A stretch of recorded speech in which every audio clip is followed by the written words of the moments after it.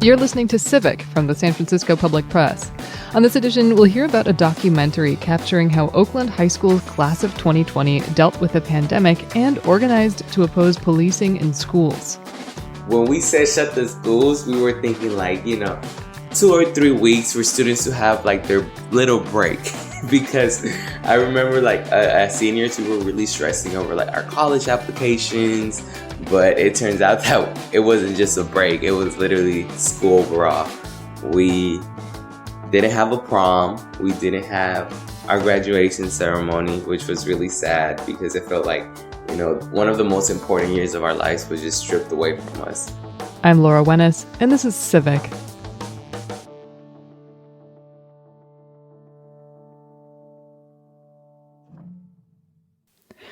When the class of 2020 started the school year at Oakland High, the world around them looked very different. A new documentary coming to Hulu called Homeroom follows the trajectory of several students as they encounter increasingly alarming news about the pandemic, a flood of social media posts about everything from pop culture to police killings, and as they organize around policing in their own school. We should cut police from our schools and redirect that money into programs that are going to support young people.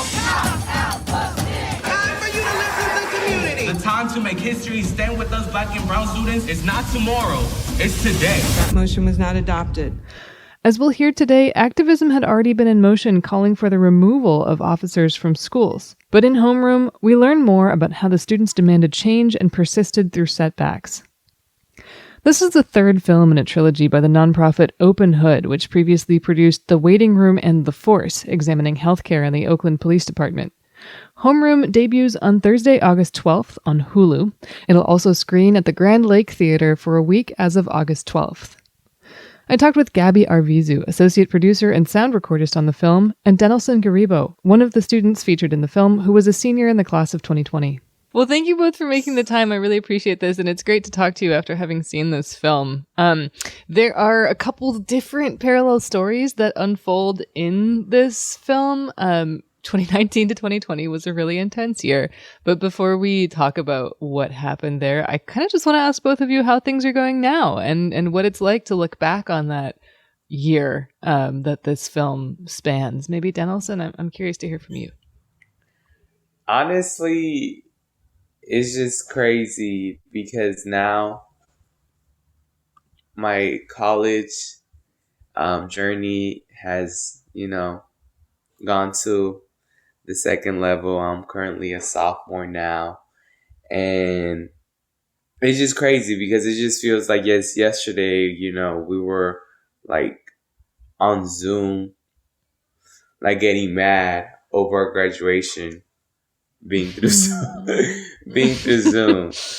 Yeah. But, in the end, I feel like we made it worth it and we got used to just, just using Zoom as at our advantage. And to this day, we're still using it. I'm currently interning with All City Council Student Union and Open Hood, which is Pete's organization. And All City Council Student Union is the student union that was part of in the film.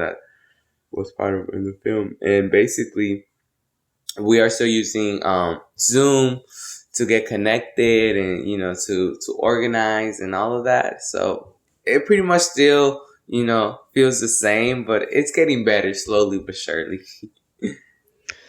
Oh, yeah. I wish I felt the same way. Gabby, what about you looking back on this, the process of making this and the time period that it documents and how are things now? I think Homeroom is an important piece of how the pandemic affected youth, and we can see that in the film. And I think it's only part of, like I said, it's a piece, but I think it's only part of the bigger picture of how the pandemic is continuing to affect youth right now. And I hope that we can really continue those conversations. Yeah, there's this wild scene, there's this conversation about coronavirus between the students, and someone was saying, well, it takes 14 days to show symptoms, or if you have a flu vaccine, you're fine, you can't get it. And then, school shuts down for 3 weeks, and the film team was actually there the moment that the announcement comes over the PA saying schools are going to be closed for 3 weeks. And then it's just this emptiness. Knowing what we know now about COVID and how that, 3-week lockdown turned into much, much more, Denelson, I mean, like, what goes through your mind when you see that, when you think about how, how people were approaching this?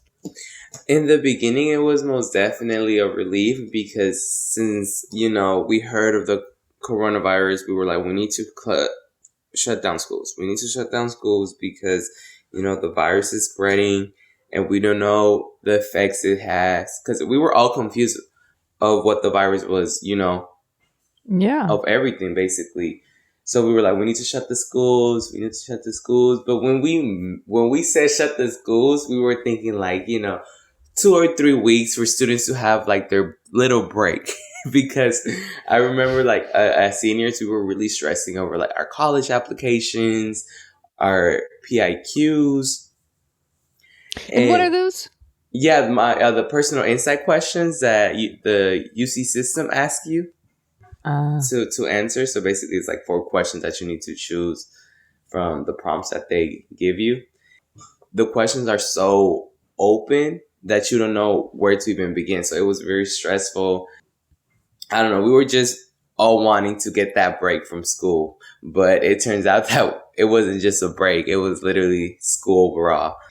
Didn't have a prom. We didn't have our graduation ceremony, which was really sad because it felt like, one of the most important years of our lives was just stripped away from us. So it was very overwhelming. And it took a lot to process that because, this pandemic is still affecting many of our youth, including both mentally and physically.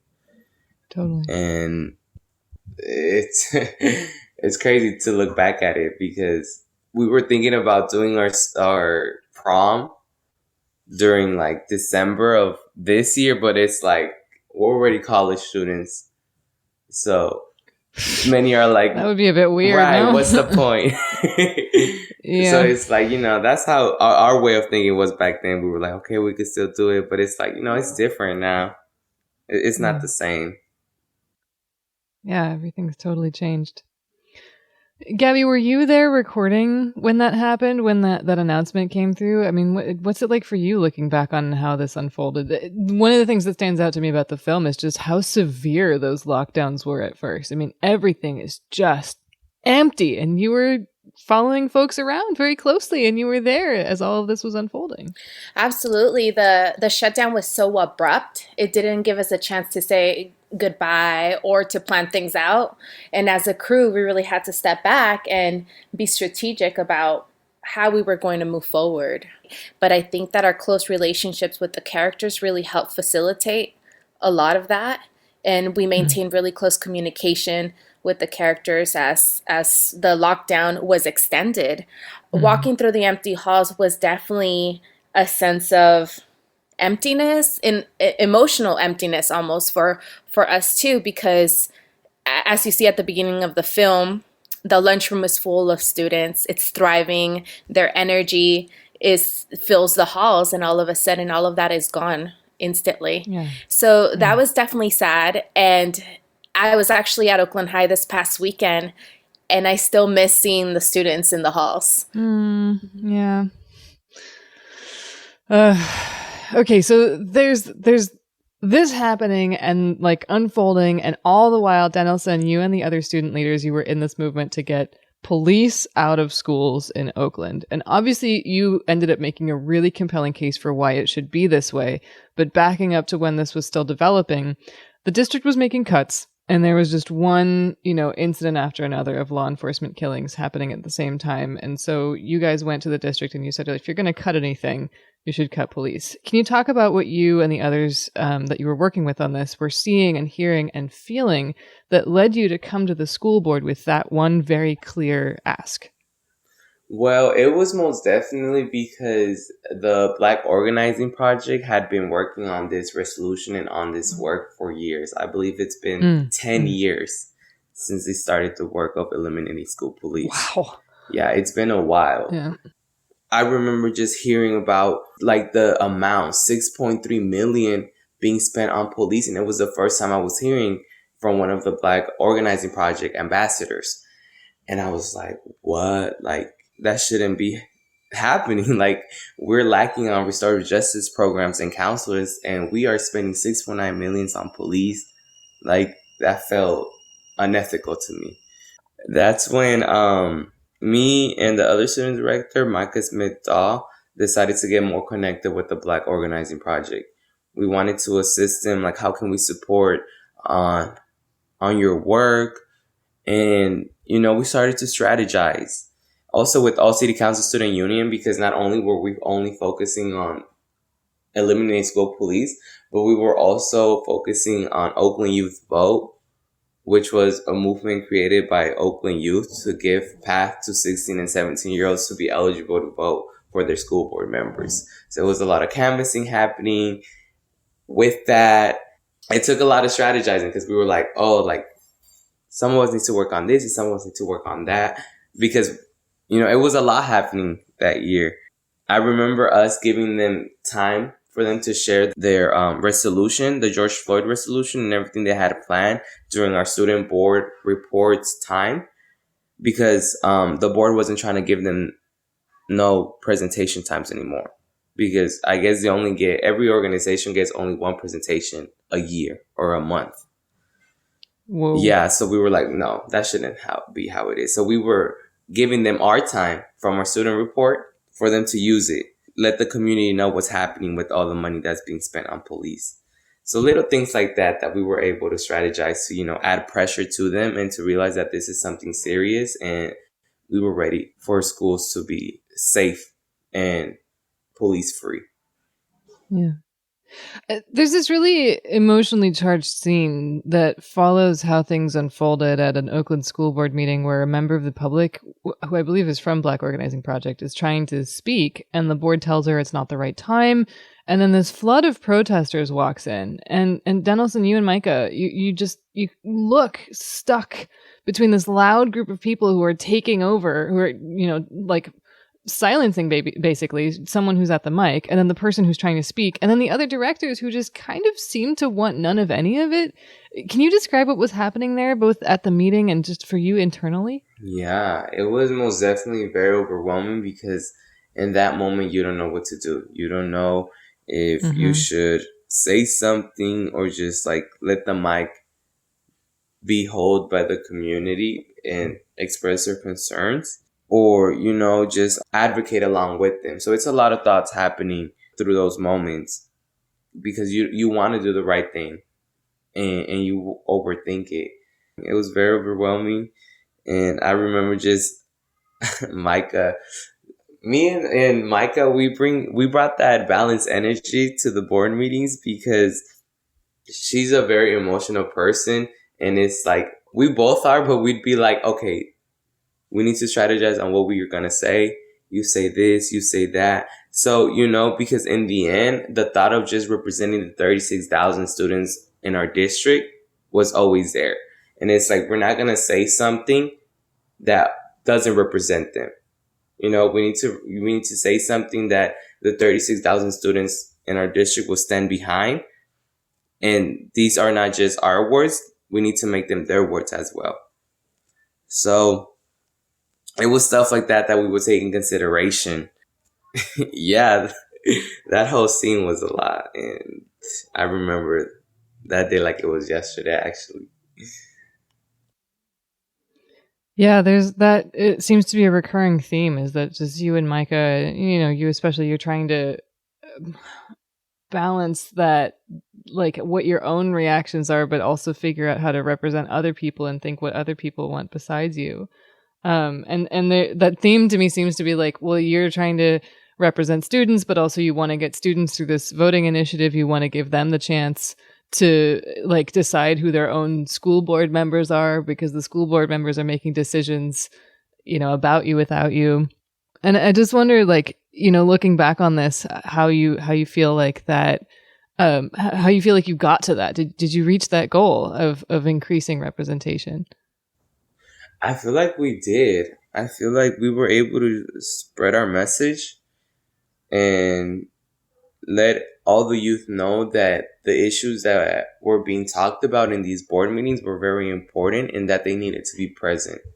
especially in our high school meetings that we had with all city council student union, and also the middle school meetings, we all were able to express our concerns. You know, you could also see in the film where we're like, we need more students to pop out at the board meetings. Right. We need y'all to be there. We need y'all presence. And right now, what I'm seeing is there's a lot of students wanting to get involved in all city council student union. How can I support? Where can I advocate for this and that? And it's just very inspiring to see that. It makes me feel that, you know, the journey was so worth it. I don't know. It's just motivational to see that, because I just think of it and it's like, I was part of that, you know. I was able to make that happen with all city council student union, the governing board present at the time. And now we're just continuing the work. I'm speaking with associate producer and sound recordist Gabby Arvizu and student Denelson Garibo about the film that Gabby helped make and Denelson is featured in, called Homeroom, which follows the class of 2020 at Oakland High School. Gabby, I want to bring you back in and ask you about how the themes in this film, like the storylines that you were following, how you found them. Did you go into this process looking to document the story of how students organized around getting police out of the Oakland School District, or was that just something that kind of emerged as an important thing to pursue? I'm glad you asked that. With Pete's style of shooting, he's a Verte cinematographer, filmmaker. So we went into the school with every intention of just observing the students and without any plans to push any agendas or narratives. With Denelson, we actually came across Denelson in his leadership class. And I was immediately drawn to him, so I went over to talk to him. And then we found out that he was an ACC student director. So we thought that it was almost just kind of a natural connection to him. And we knew that he would take us into this space where he was speaking on behalf of a lot of students. So it almost just felt like an obvious choice, right? So we didn't expect for all of this to unfold in any way, shape, or form with the pandemic, with the social movement. So when all of this unfolded, we were just ready to go, but no one could have planned this, right? Yeah. And as far as the other stories, initially, we had really tried to focus on the emotional lives of students in Oakland. And we try to capture that in different ways by following Denelson, by following Edgar as he does his poetry, but also through social media. Our editors really try to take us into the world of the students by incorporating social media into the film, because that's a world that, you know, it's still a bit untapped, right? There's so much in there. There's so much in there and there's so much going on and there's like, you know, all these conflicting streams of information that are all like competing at the same time. Like I think there's a moment where some people are following the impeachment hearings and another person is like, look at this cookie recipe. Exactly. Like, you're just in this fire hose all the time. All the time. So yeah, some of these themes just naturally emerged just by hanging out with the students and spending hours and hours with them and their families. And at the school board naturally. Right. Yeah. Well, things happen there. I do want to ask you about a couple of specific scenes. There's one that doesn't have Denelson or the other ACC student members in there. As far as I can tell, I'm actually not super sure, but police officers are trying to connect with youth and like, I think maybe trying to build trust. They're doing this outreach day and it doesn't really go that way. Can you talk about what that meeting was like, how you found out about it, what you were expecting, and then what came of it? Yeah, we found out that the students were going to have a field trip to the Oakland Police Department, and it was open to the students at Oakland High, so whoever wanted to attend. It was, like I said, all of these scenes were completely unplanned. We just showed up, and we were actually really moved by the questions the students had for the police officers. They had no filter. They were not prepped at all. They just came ready. And we didn't anticipate that, but it was really amazing to capture the interaction between the students and the police. I think it was Michaela who sat front and center, and she was ready to ask questions. It's a really powerful scene. And I think one of the things that makes it so powerful is that you're juxtaposing scenes like that where, you know, you're at these structured events where things are happening with things where I just was watching this and was like, what must that have been like? Because it looks like you were filming at homecoming and then at like a party. Mm-hmm. And I have to ask both of you, like, what was that like? That seems...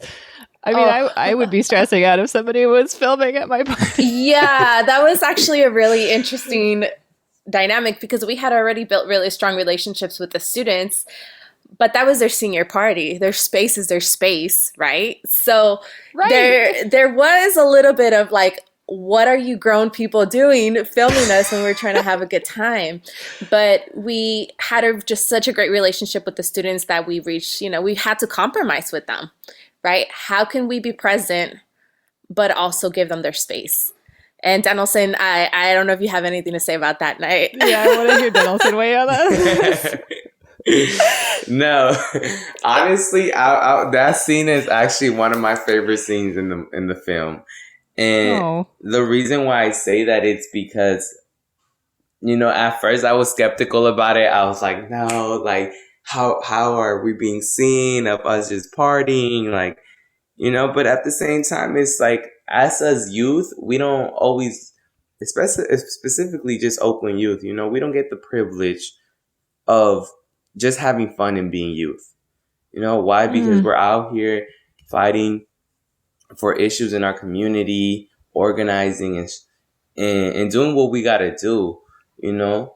And sometimes we just lose track of time and we don't realize that, you know, to stop and just, you know, take a time to self-care and bond with each other. And that's exactly what we were doing in that party. It was actually, honestly, looking back at it, it was like a goodbye party because that was like our last reunion as like, you know, an event where we had fun. Because we didn't have the prom, like I mentioned. We didn't have a ceremony. We didn't have all these other events that we were supposed to have. And that one right there was our like goodbye. It's just crazy to think that. And I love that, you know, it's in the film. Because, you know, it just brings good feelings and great memories. Yeah, and it was just really important for us to just capture the students being students, right? Not just in the board meetings. We wanted to have them, capture them having fun. But it was definitely, I will never forget their faces as Sean and I entered with our equipment. With the film crew. Their faces their faces dropped. Oh, gosh. Yep. We were like, hold on, this big camera. No.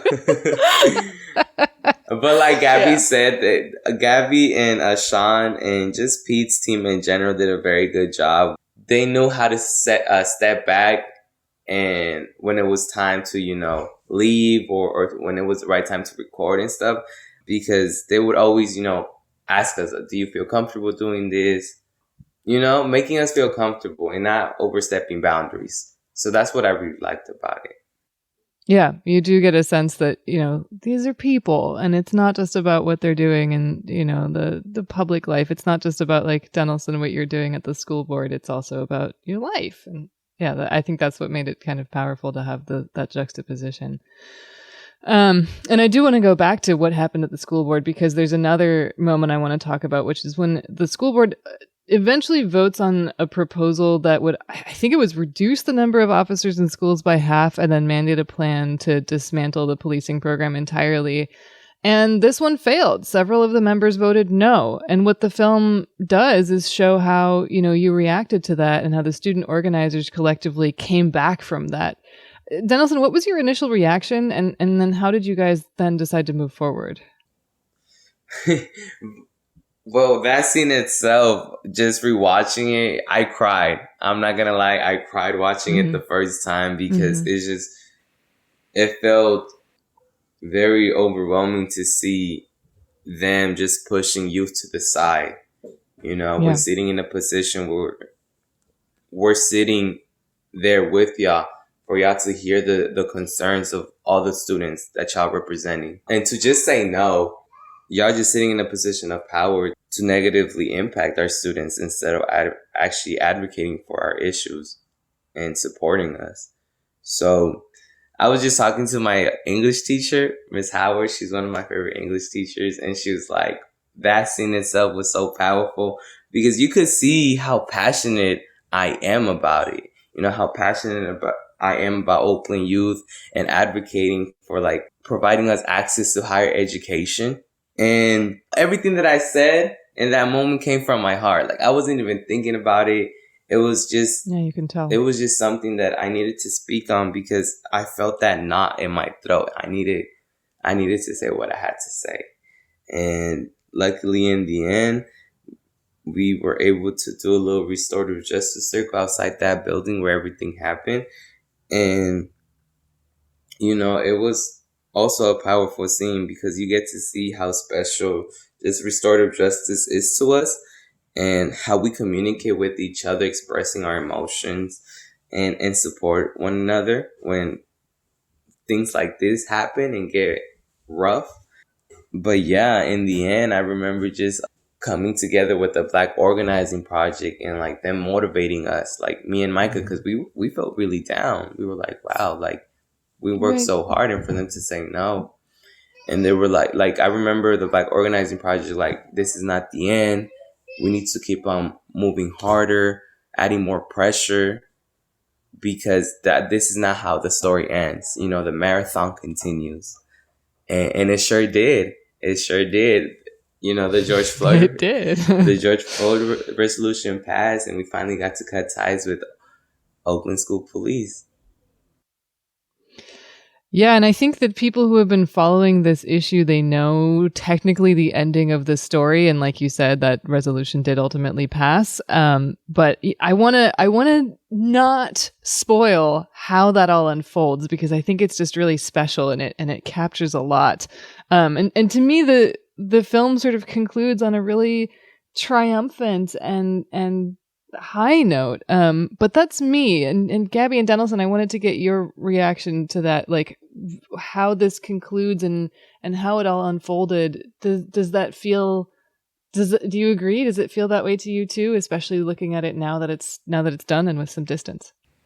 Yeah, I really like the ending. It feels right. I feel like just, you know, seeing the community come together and, you know, making that the ending scene shows that the fight is still happening. The fight is still continuing. You know, there are other issues that we are advocating for and other issues that, you know, our community is suffering from that we need to fix. So just that itself shows that, you know, the power of organizing, the power of coming together with the community to make that change. So yeah, I'm very satisfied with the way it ended. What about you, Gabby? Yeah, I feel that for whoever hasn't seen the film, when you watch it, you'll know what we're talking about. But that last scene was just so, it was so powerful. And I think that being there really made me feel the power of the youth in Oakland. And I think this is part of a continuing narrative, a continuing story of the power of youth in Oakland and the Bay Area and beyond. I was raised in East Oakland, and I know that ever since I was young, organizing was part of the youth experience. And to have been able to just capture that in such a transitional, phenomenal, and tragic year is such an honor, and I know that the story of Oakland youth continues. Yeah, absolutely. I want to give you both a chance to add anything about this film or that you want people to know about it going into possibly seeing it, even if I didn't specifically ask you about it, just if there's anything you want to add. I hope it motivates people to give back in any way they can, whether, you know, that be donating to local student unions, and also for adults. You know, I hope that it motivates adults to be a good adult ally in changing the structure in our work to invite students as not just, you know, students, but as partners. You know, how can you stand with students and help them help you give us a better education? That was Gabby Arvizu and Dennelson Garibo. Gabby is the associate producer and sound recordist for Homeroom, which follows the class of 2020 at Oakland High School, and Denelson is one of the students featured in the film. The documentary is available as of Thursday on Hulu. I'm Laura Wennis, and you've been listening to Civic.